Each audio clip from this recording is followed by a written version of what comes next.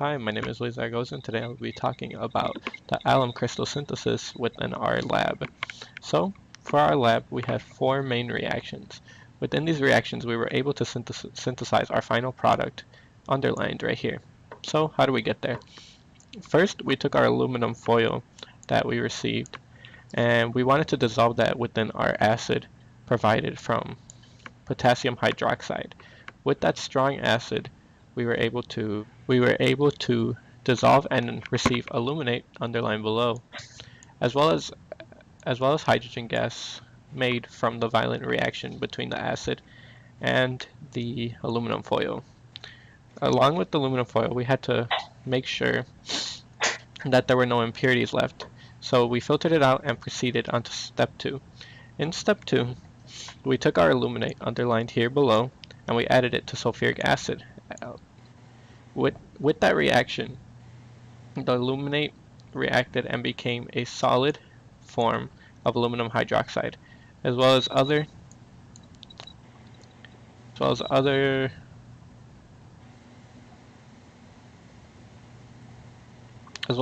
products that were not necessary. Again, we filtered out and moved on to the next step. Reaction 3, With reaction 3, we experienced a similar reaction. We want to get our solution to be very uniform, so in order to do that, after adding the sulfuric acid, we proceeded to heat and stir the solution until all of the solid aluminum hydroxide had completely dissolved. Once dissolved, we got aluminum sulfate as well as water.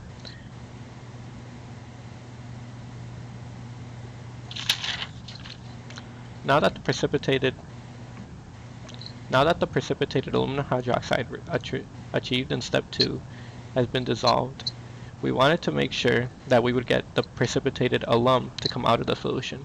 In order to do that, we cooled the solution. Cooling the solution causes the alum to precipitate in a form which we are looking for, underlined below. This is caused by the fact that cooling the alum solution that appears to be completely uniform from reaction 3 causes solubility to change. The solubility of the alum crystals occurs at a relatively higher temperature in regards to the other underlined below impurities. When cooled, the alum precipitate comes out of the solution, and this is what we will use in order to create our saturated solution. So here I have a model of what a saturated solution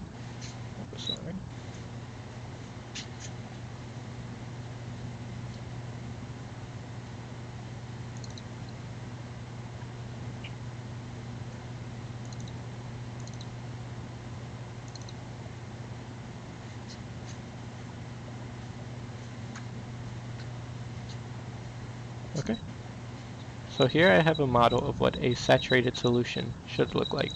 Ignore the messy work up here.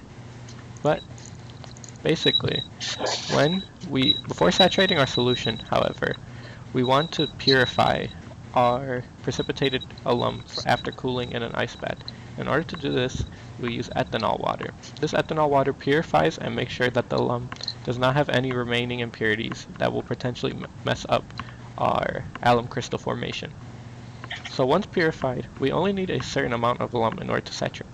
We determined that only 5.6 grams is needed in order at room temperature, and once we put that amount into 40 milliliters of water, once we put that amount into the 40 milliliters of water, there should be any amount added above 5.6 grams would no longer dissolve as the solution is saturated. From this process, we can use recrystallization. Recrystallization is the process where the saturated solution will eventually evaporate over time.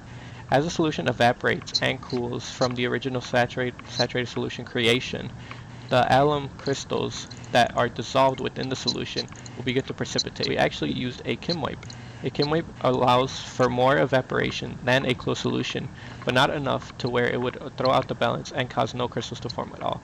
By using a chem wipe, we are able to evaporate the solution at a steady pace and see alum crystals precipitate over time. If we wanted to make a similar saturated solution, however using table salt this time, the process would be very similar. Instead, we would need a salt source rather than an aluminum source. That can be achieved by taking any regular table salt or pure salt. Salt should be added to boiling water until the solution is saturated. You know it will be saturated when the salt no longer dissolves within the water. After the solution is saturated, we transfer it to another container and allow it to cool down through evaporation. As it cools down through evaporation, salt crystals will begin to form due to the recrystallization process and the solubility of the salt within the water. A similar process I found that hailed from the American Chemical Society, the citation will be on the screen right now, is the process behind making rock candy. Rock candy is nothing more than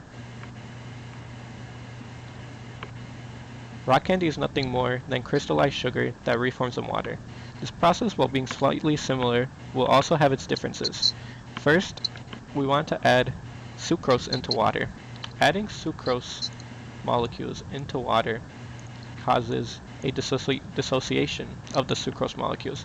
As they dissociate, they actually bond with the water molecules, and sugar. This process will continue until sugar no longer dissolves, indicating a saturated solution. An interesting process that can actually occur is that the sucrose molecules can begin to bind together again. What that means is that they will begin to form crystals again as the form they were poured into the water. Well, that has its own rate, known as the rate of crystallization.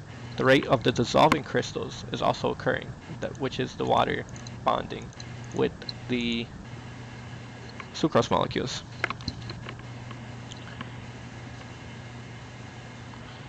It is not until the rate of crystallization and the rate of dissolving, as I have mentioned, are at equilibrium, that till the rate of dissolving and the rate of crystallization are equal, that the solution will be completely saturated. These rates must be equal to each other, indicated by RC and RD. Once they're equal, the solution is at equilibrium and truly saturated. Once cooled and evaporated, as the other processes, salt crystals will begin to form again. Interesting to note that heating the water will actually cause the rate of dissolving to increase. If the rate of dissolving increases, the solution has a chance of becoming supersaturated, which means that crystals will grow larger and more frequently, as opposed to recrystallizing with one another. Since the rate of dissolving is big and the solution is supersaturated, as the temperature cools down and the saturated solution circled here begins to evaporate, sugar crystals will begin to form again, except in much larger variety and more similar to the delicious rock candy that we know today. I have the update on my alum crystals. There's no noticeable formation yet. It appears, it's hard to see on the camera, but it appears that there is some small precipitates, possibly. It is important to note that I use 2 chem wipes for mine, which may slow the rate of evaporation, as well as keeping my room very warm, which may also affect the evaporation and formation of crystals. So here